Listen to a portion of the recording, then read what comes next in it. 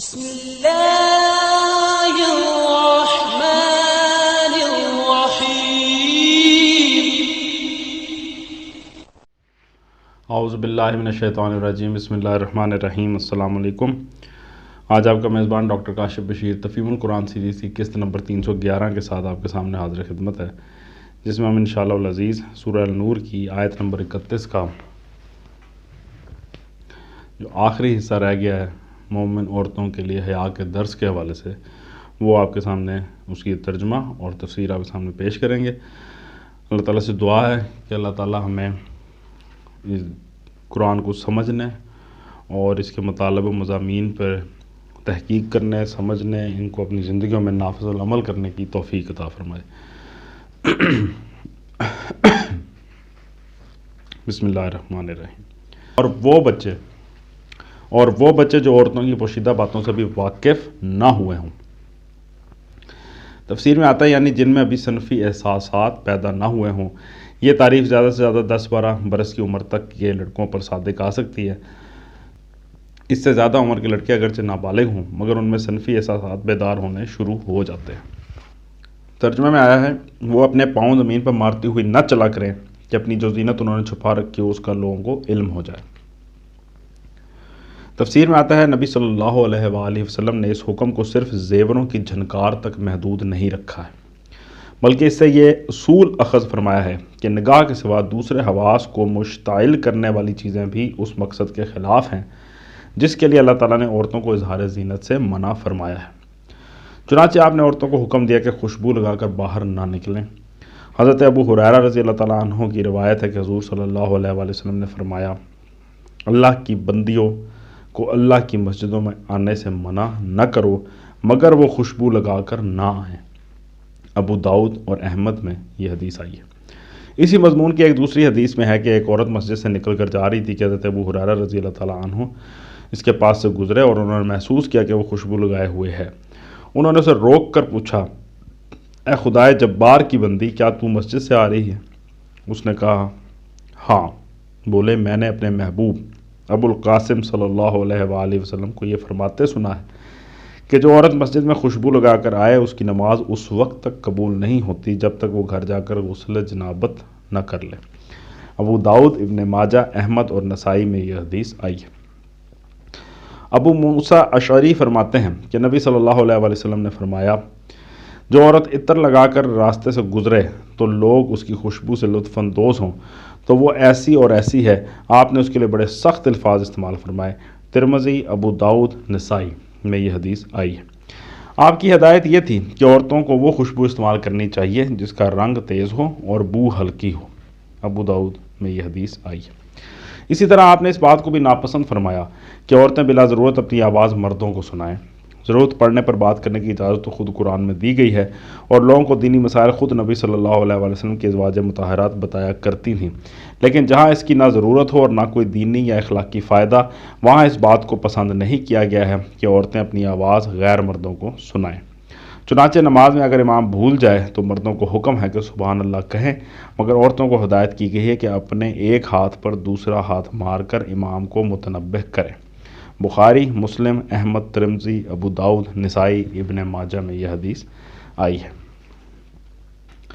اس کے بعد آتا ہے کہ اے مومنو، تم سب مل کر اللہ سے توبہ کرو۔ تفسیر میں آتا ہے یعنی ان لغزشوں اور غلطیوں سے توبہ کرو جو اس معاملے میں اب تک کرتے رہے ہو، اور آئندہ کے لیے اپنے طرز عمل کی اصلاح ان ہدایات کے مطابق کر لو جو اللہ اور اس کے رسول نے دی ہیں۔ آیت کے آخر میں آتا ہے توقع ہے کہ فلاح پاؤ گے۔ تفسیر میں آتا ہے کہ اس موقع پر مناسب معلوم ہوتا ہے کہ ان دوسری اصلاحات کا بھی ایک خلاصہ دے دیا جائے جو ان احکام کے نزول کے بعد قرآن کی روح کے مطابق نبی صلی اللہ علیہ وآلہ وسلم نے اسلامی معاشرے میں رائج فرمائی۔ نمبر 1، آپ نے محرم رشتہ داروں کی غیر موجودگی میں دوسرے لوگوں کو خواہ وہ رشتہ دار ہی کیوں نہ ہوں کسی عورت سے تنہا ملنے اور اس کے پاس تنہا بیٹھنے سے منع فرما دیا۔ حضرت جابر بن عبداللہ کی روایت ہے کہ آپ نے فرمایا، جن عورتوں کے شوہر باہر گئے ہوئے ہوں ان کے پاس نہ جاؤ کیونکہ شیطان تم میں سے ایک شخص کے اندر خون کی طرح گردش کر رہا ہے۔ ترمذی۔ انہی حضرت جابر کی دوسری روایت ہے کہ حضور صلی اللہ علیہ وسلم نے فرمایا، جو شخص اللہ اور روز آخر پہ ایمان رکھتا ہو وہ کبھی کسی عورت سے تنہائی میں نہ ملے جب تک کہ اس کے ساتھ اس عورت کا کوئی محرم نہ ہو، کیونکہ تیسرا اس وقت شیطان ہوتا ہے۔ احمد۔ قریب اسی مضمون کی ایک اور روایت امام احمد نے عامر بن ربیعہ سے نقل کی ہے۔ اس معاملے میں حضور صلی اللہ علیہ وسلم کی اپنی احتیاط کا یہ عالم تھا کہ ایک دفعہ رات کے وقت آپ حضرت صفیہ رضی اللہ تعالیٰ عنہ کے ساتھ ان کے مکان کی طرف جا رہے تھے۔ راستے میں دو انصاری پاس سے گزرے، آپ نے ان کو روک کر ان سے فرمایا، یہ میرے ساتھ میری بیوی صفیہ رضی اللہ تعالیٰ عنہ ہیں۔ انہوں نے عرض کیا، سبحان اللہ یا رسول اللہ، بھلا آپ کے متعلق بھی کوئی بدگمانی ہو سکتی ہے؟ فرمایا، شیطان آدمی کے اندر خون کی طرح گردش کرتا ہے، مجھے اندیشہ ہوا کہیں وہ تمہارے دل میں کوئی برا گمان نہ ڈال دے۔ ابو داؤد کتاب الصوم۔ دوسری جو چیز حضور صلی اللہ علیہ وسلم نے رائج فرمائی، آپ نے اس کو بھی جائز نہیں رکھا کہ کسی مرد کا ہاتھ کسی غیر محرم عورت کے جسم کو لگے۔ چنانچہ آپ مردوں سے بیعت تو ہاتھ میں ہاتھ لے کر کرتے تھے، لیکن عورتوں سے بیعت لینے کا یہ طریقہ آپ نے کبھی اختیار نہیں فرمایا۔ حضرت عائشہ رضی اللہ تعالیٰ عنہ کہتی ہیں کہ نبی صلی اللہ علیہ وسلم کا ہاتھ کبھی کسی غیر عورت کے جسم کو نہیں لگا۔ آپ عورت سے صرف زبانی عہد لیتے تھے، اور جب وہ عہد کر چکتی تھیں تو فرماتے، جاؤ بس تمہاری بیعت ہو گئی۔ ابو داؤد کتاب الخراج۔ نمبر 3، آپ نے عورت کو محرم کے بغیر تنہا یا غیر محرم کے ساتھ سفر کرنے سے سختی کے ساتھ منع فرما دیا تھا۔ بخاری و مسلم میں ابن عباس کی روایت ہے کہ حضور صلی اللہ علیہ وسلم نے خطبے میں فرمایا، کوئی مرد کسی عورت سے خلوت میں نہ ملے جب تک کہ اس کے ساتھ اس کا کوئی محرم نہ ہو، اور کوئی عورت سفر نہ کرے جب تک کہ اس کا کوئی محرم اس کے ساتھ نہ ہو۔ ایک شخص نے اٹھ کر عرض کیا، میری بیوی حج کو جا رہی ہیں اور میرا نام فلاں مہم پر جانے والوں میں لکھا جا چکا ہے۔ حضور صلی اللہ علیہ وسلم نے فرمایا، اچھا تو تم اپنی بیوی کے ساتھ حج کو چلے جاؤ۔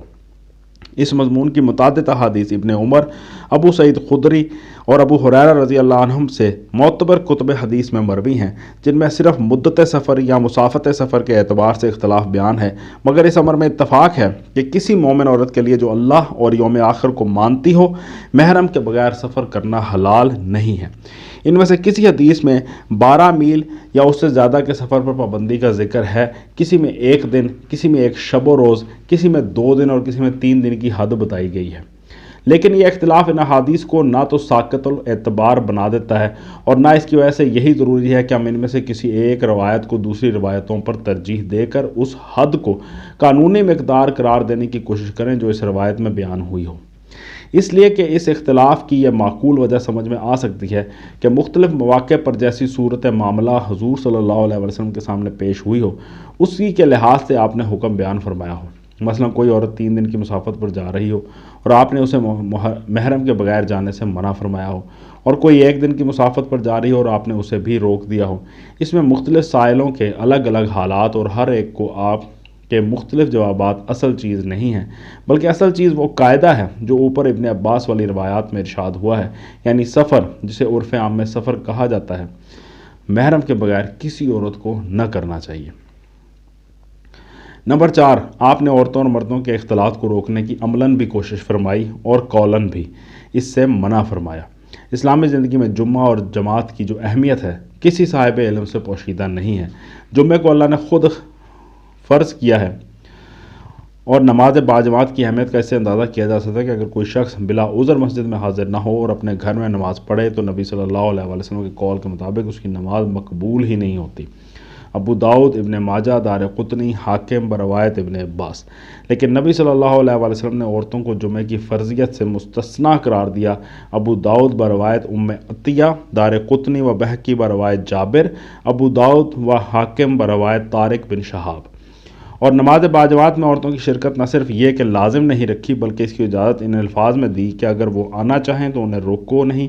پھر اس کے ساتھ یہ تصریح بھی فرما دی کہ ان کے لیے گھر کی نماز مسجد کی نماز سے افضل ہے۔ ابن عمر رضی اللہ تعالیٰ عنہ اور ابو ہریرہ رضی اللہ تعالیٰ عنہ کی روایت ہے کہ حضور صلی اللہ علیہ وسلم نے فرمایا، اللہ کی بندیوں کو اللہ کی مسجدوں میں آنے سے منع نہ کرو۔ ابو داؤد میں آئی ہے یہ حدیث۔ دوسری روایات ابن عمر سے ان الفاظ میں اور ان سے ملتے جلتے الفاظ میں ہیں، عورتوں کو رات کے وقت مسجدوں میں آنے کی اجازت دو۔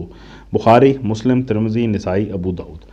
اور ایک روایت ان الفاظ میں ہے، اپنی عورتوں کو مسجدوں میں آنے سے روکو نہیں اگرچہ ان کے گھر ان کے لیے زیادہ بہتر ہیں۔ احمد اور ابو داؤد۔ ام حمید ساعدیہ کہتی ہیں کہ میں نے عرض کیا یا رسول اللہ صلی اللہ علیہ وآلہ وسلم مجھے آپ کے پیچھے نماز پڑھنے کا بڑا شوق ہے۔ فرمایا تمہارے اپنے کمرے میں نماز پڑھنا برآمدے میں پڑھنے سے بہتر ہے، اور تمہارا اپنے گھر میں نماز پڑھنا اپنے محلے کی مسجد میں پڑھنے سے بہتر ہے، اور تمہارا اپنے محلے کی مسجد میں نماز پڑھنا جامع مسجد میں پڑھنے سے بہتر ہے۔ احمد اور طبرانی میں یہ حدیث آئی ہے۔ قریب اسی مضمون کی روایت ابو داؤد میں عبداللہ بن مسعود رضی اللہ تعالیٰ عنہ سے مروی ہے، اور حضرت ام سلمہ رضی اللہ تعالیٰ عنہ کی روایت میں نبی صلی اللہ علیہ وآلہ وسلم کے الفاظ یہ ہیں: عورتوں کے لیے بہترین مسجد ان کے گھروں کے اندرونی حصے ہیں۔ احمد طبرانی۔ لیکن حضرت عائشہ دور بنی امیہ کی حالت دیکھ کر فرماتی ہیں کہ اگر نبی صلی اللہ علیہ وآلہ وسلم عورتوں کے یہ رنگ ڈھنگ دیکھتے جو اب ہیں تو ان کا مسجدوں میں آنا اسی طرح بند فرما دیتے جس طرح بنی اسرائیل کی عورتوں کا آنا بند کیا گیا تھا۔ بخاری، مسلم اور ابو داؤد میں یہ روایت آئی ہے۔ مسجد نبی میں حضور صلی اللہ علیہ وآلہ وسلم نے عورتوں کے داخل ہونے کے لیے الگ الگ دروازہ مخصوص کر دیا تھا، اور حضرت عمر رضی اللہ تعالیٰ عنہ اپنے دور حکومت میں مردوں کو اس دروازے سے آنے جانے کی سخت ممانعت فرماتے تھے۔ ابو داؤد باب اعتزال النساء فی المساجد اور باب ما جاء فی خروج النساء الی المساجد میں یہ حدیث آئی ہے۔ جماعت میں عورتوں کی صفیں مردوں سے پیچھے رکھی جاتی تھیں، اور نماز کے خاتمے پر حضور صلی اللہ علیہ وسلم سلام پھیرنے کے بعد کچھ دیر توقف فرماتے تھے تاکہ مردوں کے اٹھنے سے پہلے عورتیں اٹھ کر چلی جائیں۔ احمد، بخاری کی بروایت ام سلمہ رضی اللہ تعالیٰ عنہ۔